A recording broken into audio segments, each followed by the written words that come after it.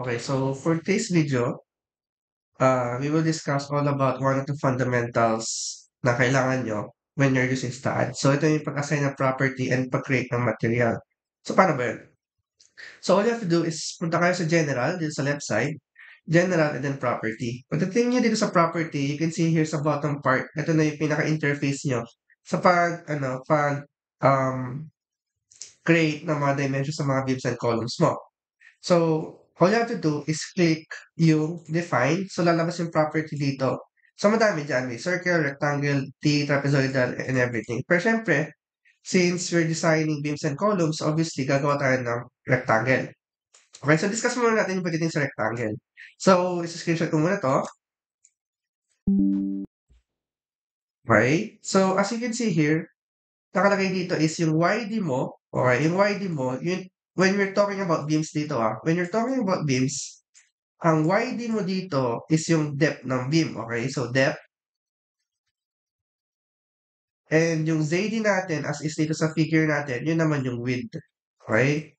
Yung width ng ating beam. So, walang problema pagdating dito sa mga beams natin. So, kung maglalagay tayo ng, an example dito, for example, maglalagay tayo ng 0.4 na depth and 0.25 na width. So, be careful lang with the units na nakikita nyo dito. So, pag ang units na sinet na kay STAAD is naka-metric, obviously, naka-meters na ilalagay mo dito. So, ito, click mo natin siya as concrete and then we press add, okay? So, lalabas dyan. So, you have a reference 1 section, 0.4 by 0.25. So, dito sa STAAD, yung 0.4 or yung unang ano ng dimension mo is pinapalabas niya dito is yung depth ng beam. So, paano nangyayari ito is yung depth and then yung height. Okay? So, yung material, gawin mo lang siya as concrete. So, gagawin mo, isa-select mo lang yung mga beams mo. So, ganyan. Select mo lang. And then, assign to select. So, kung render natin yan, makikita nyo dyan is meron ka ng beam. Okay?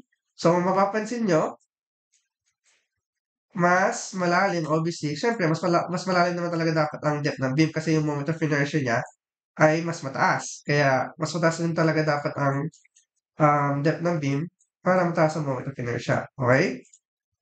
So, paano naman sa mga, sa mga columns, okay? So, balik tayo. So, sa columns, gagawin natin, ganun ulit, define, property, and then rectangle. So, obviously, for example, gawin mo natin siya rectangular yung, or square, sorry, square mo na yung column. So, 0.3 by 0.3. So, add, select mo lang yung mga columns mo.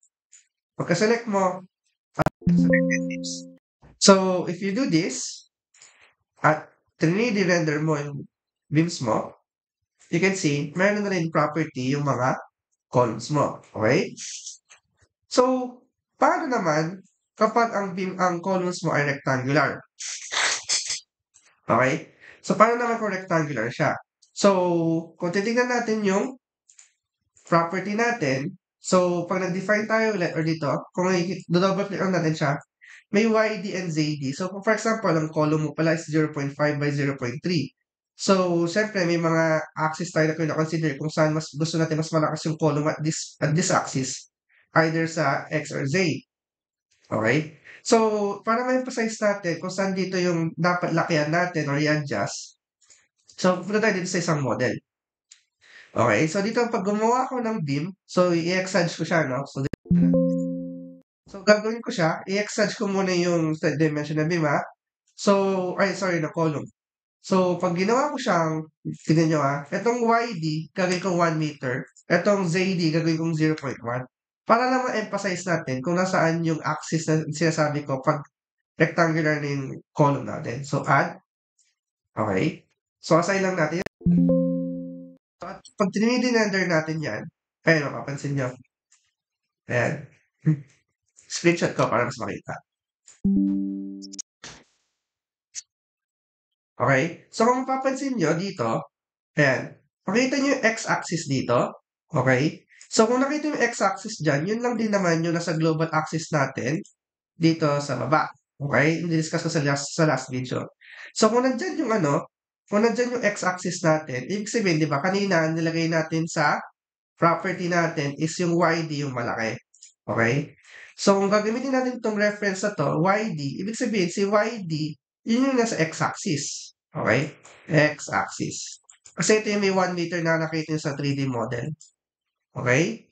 So, ang z-axis naman, ito naman yung 0.1. So, kung papansin nyo, ito yung z-axis, ito naman yung may 0.1.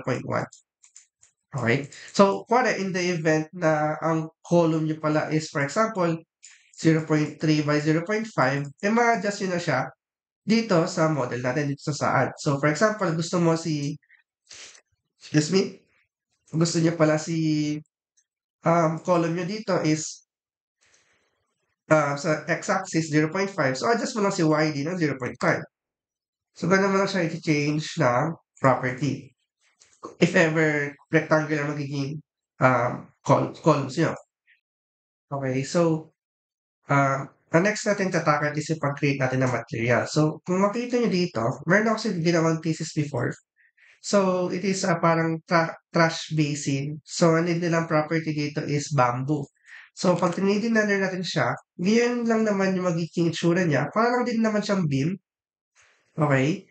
Akala mo din lang beam siya.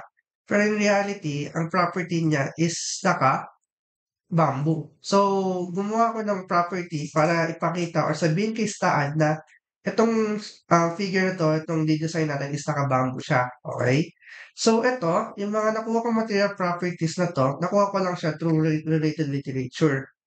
So, gagawin mo lang dito, pag create ka ng bagong material, first mo lang yung create, lagay mo lang yung pangalan ng magiging material mo, for example, bamboo, and then lahat ng material properties na to, ilalagay mo lang siya.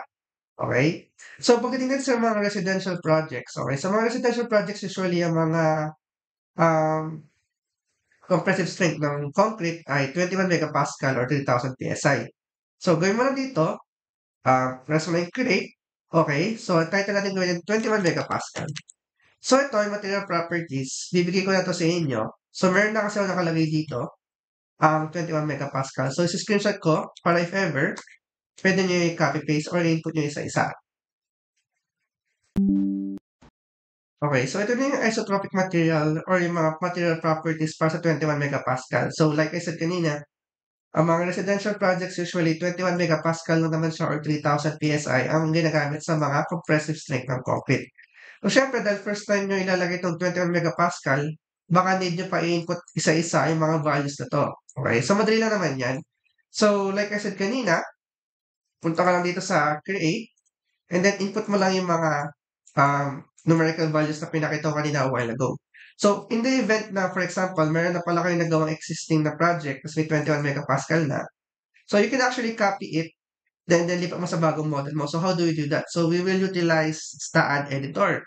So, ano may STAAD editor? So, makikita nyo dito yung commands, and then sa ilalim niya, may icon dyan, nakalagay STAAD editor. So, when you click that, papakita niya yung buong program ng STAAD mo. So, it's like a code or coding, if you will.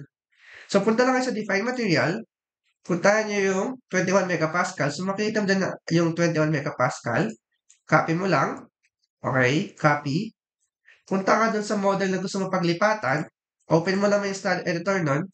And then, makikita nyo dito sa define material start, or you can actually press it here, define material.